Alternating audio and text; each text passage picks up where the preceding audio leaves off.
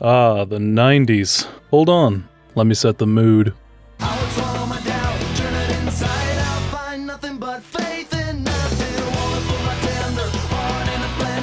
That was supposed to be Break Stuff by Limp Bizkit, but apparently that came out in 2000, so thanks for that, Limp Bizkit. You let me down again.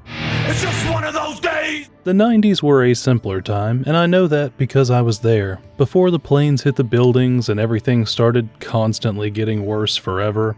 Back when the men were men and the women were men and the children were men. It was very confusing. The video games were different too. They didn't look as good, and the controls were dog shit, and the people making them were all doing cocaine to stay alive, but since I was a child and didn't know all of that, I can pretend that they were better. It's been a long time since I cut a dude's arm off in a sword fight and took a minute to just watch the blood slowly trickle down the wall. And longer since I got to do it in a video game. They used to say these things would make kids more violent, but I grew up on stuff like this and I'm perfectly well adjusted. I didn't even make any jokes about that insurance CEO that got shot.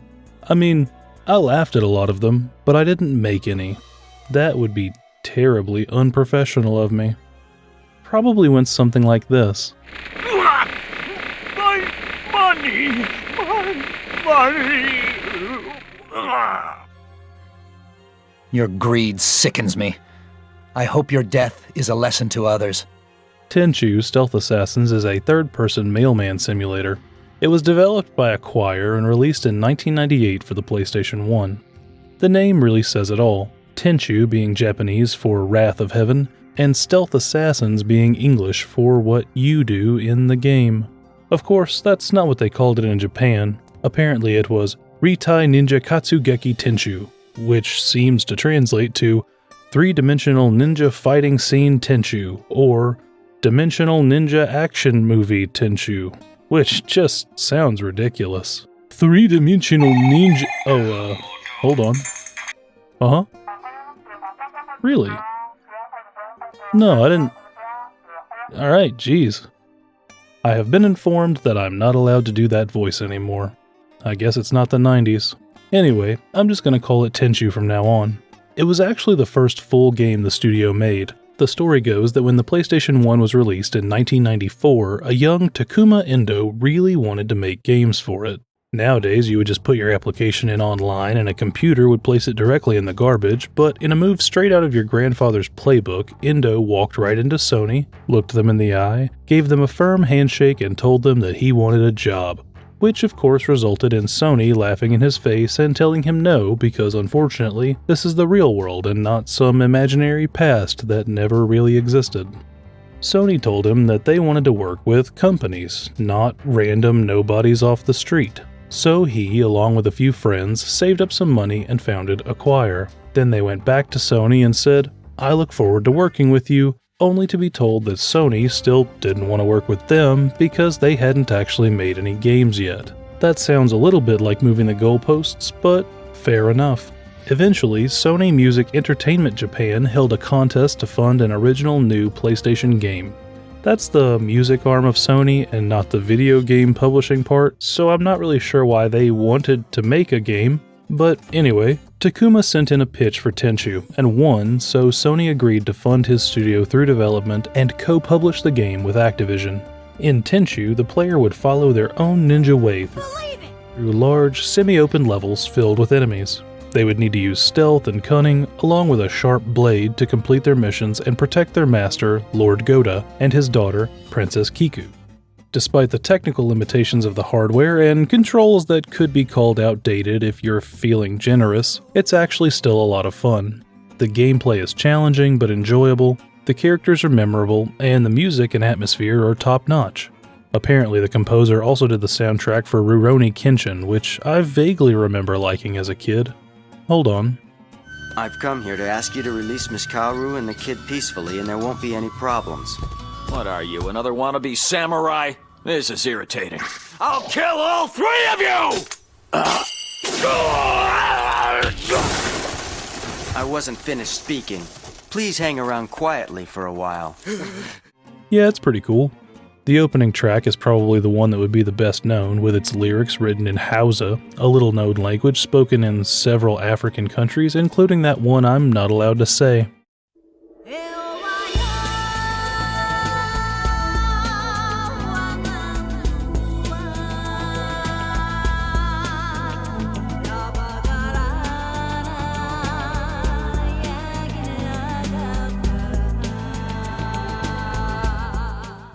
The game is set in the Sengoku era of Japan, but that doesn't really mean anything to most Westerners, including me, so we'll just say that, much like trying to work your way out of poverty, it's feudal.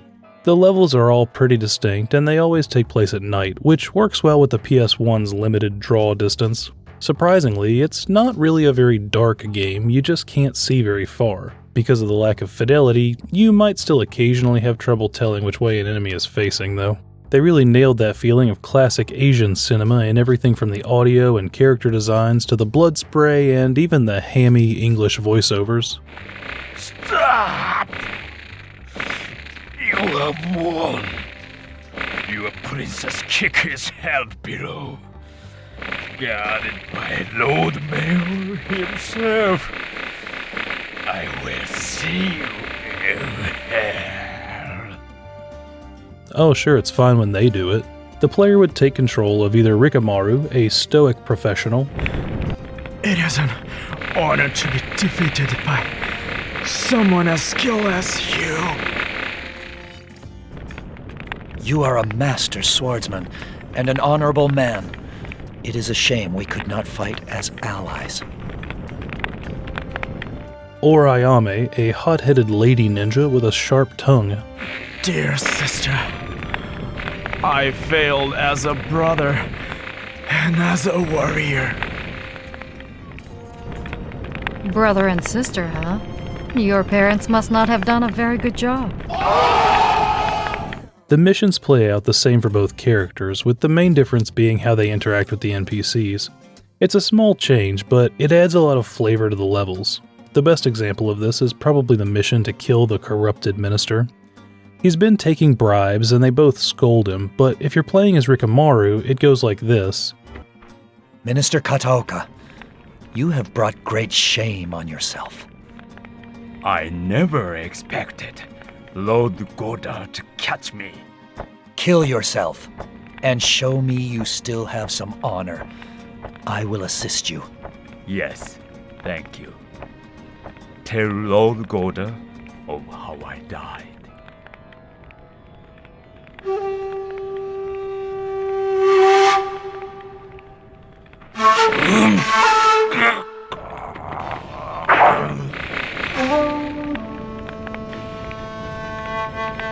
I will inform Lord Goda of your honorable end. And the mission ends. But if you're playing as Ayame, it goes a little differently. Lord Goda trusted you. How could you betray him?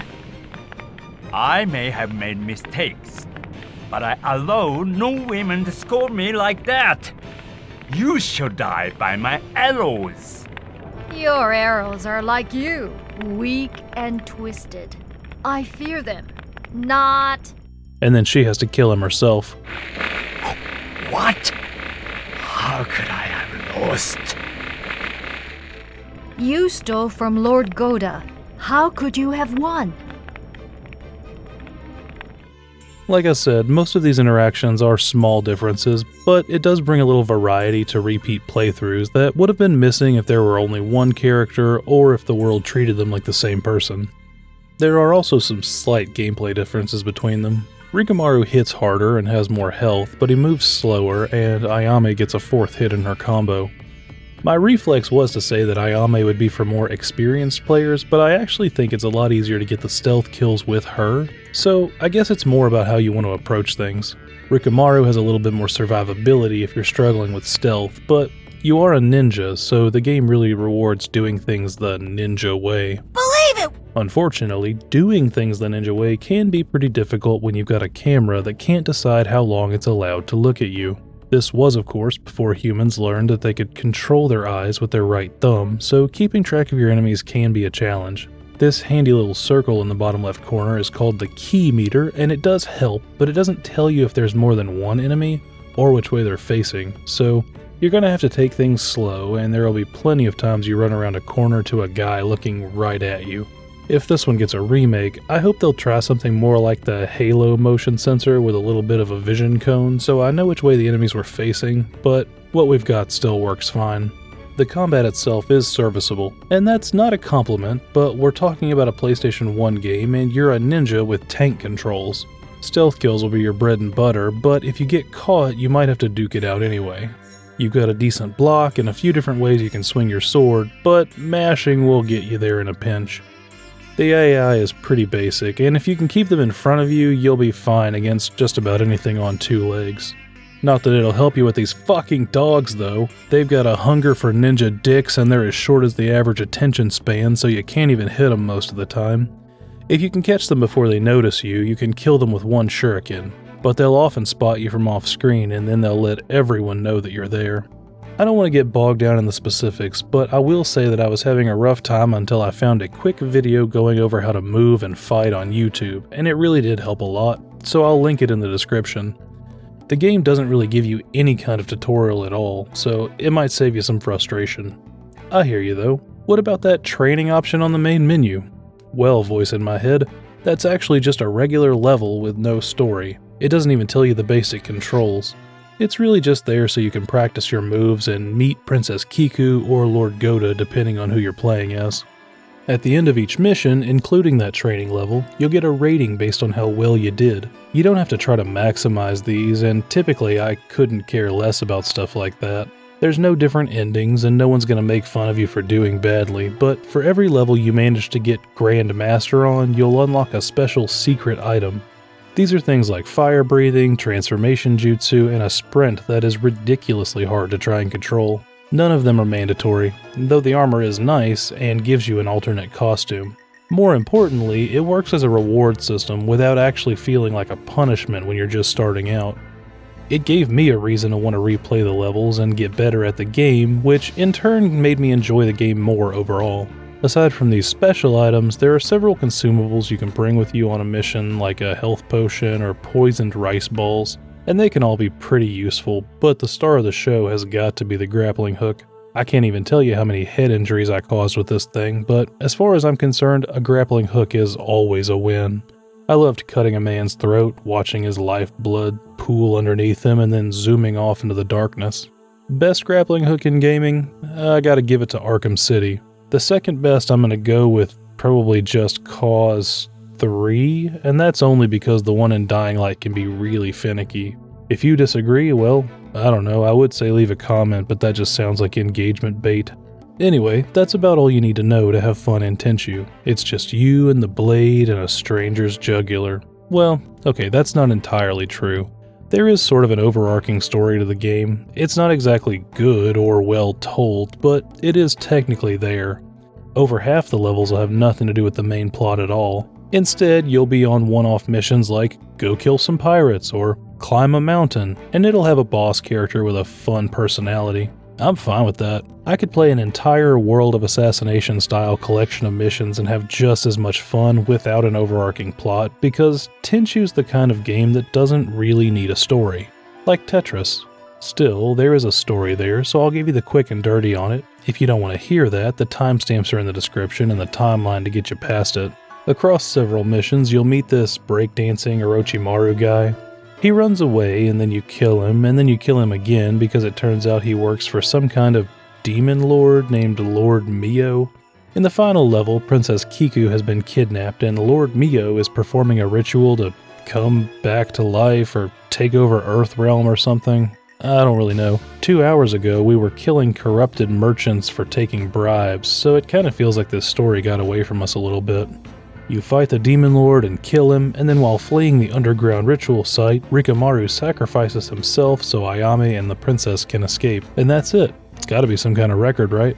It's short and sweet, and I've got no problems with that story.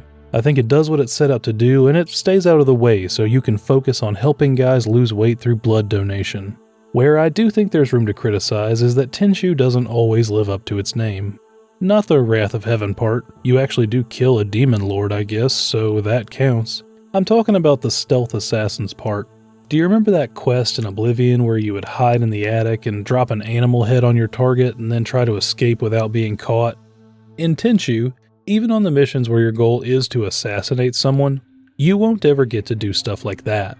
You can't even catch them off guard and get them from behind. Don't get me wrong, you can sneak up on plenty of random, nameless bodyguards, but the actual bosses in the levels don't really seem to exist until you trigger their cutscenes. Even if you can see them before you hit the trigger, you can't actually affect them, and that means you can't surprise them. You have to talk to them first, and then you have to fight them face to face.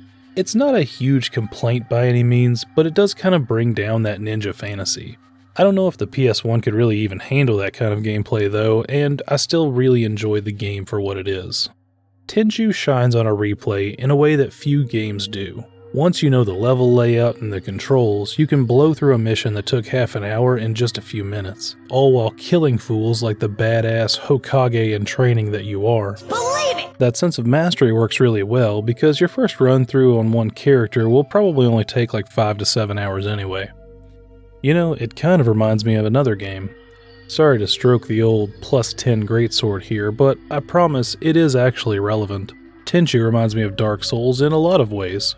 It has clunky controls, a janky camera, backstabs, a barely existent story, asshole dogs, and an awkward combat system that struggles to handle more than one enemy at a time. But when it came out, FromSoft was still doing stuff like Armored Core and Echo Knight, and I bring this up for 2 reasons. The first is to say that if you like Dark Souls, you might also like Tenchu as well. The second is that I think Tenchu might have actually inspired a lot of FromSoft's later works. In many ways, Demon's Souls was a natural progression from the formula Kingsfield and Armored Core were already working with. Acquire was already doing a lot of that in 1998, and I think they deserve some acknowledgement for that, even if now they might be better known for Akiba's Trip, an RPG about apparently ripping off people's clothes. I don't know, I don't play these kinds of games. I got another fun little bit of trivia for you too. Do you remember how Sony Music Entertainment agreed to publish Tenchu? Well, after the second game, they sold those rights to co-publisher Activision, who then sold them to FromSoft. That's right, FromSoft owns Tenchu. Acquire wouldn't work on any other games in the series until Tenchu Shadow Assassins, which released in 2008 and was incidentally the last entry in the series as of this writing. FromSoft was working on a new Tenchu for a while, but that game became Sekiro. If you haven't tried that one yet, it's kind of like fucking a statue. It might be fun, but it can be kinda hard to get into. For as great as Sekiro is though, it's not Tenchu, and neither are Ghost of Tsushima, Rise of the Ronin, or Like a Dragon Ishin. I've got a sneaking suspicion that Assassin's Creed Shadows won't be Tenchu either. There have been some whispers about a new game in the series, including an interview in 2021 where Endo himself expressed interest in creating a new Tenchu-like game. That might actually be possible now, since in 2024, Kadokawa Corporation, which is the parent company that owns FromSoft, has also acquired Acquire. It also came out that Sony has been in talks to buy Kadokawa, which, if that happens, would mean that they own Tenchu again. But if there is a new game in development, it's keeping us in the dark, and that's not really too surprising. After all, that's where ninjas like to be. Hey, if you made it to this point in the video, maybe consider subscribing. You might like the other things that I make. Or don't. I'm not your real dad, but if I was your real dad, I would tell you to quit being so goddamn hard on yourself. I've been trying a few different things with the channel over these last few videos. Some are longer, some are more serious, some were for more modern games, and I don't really know what I'm doing, but I love games and I enjoy talking about them with you, so thanks for hanging out with me. And as always, thanks for watching. Later. It's just one of those days!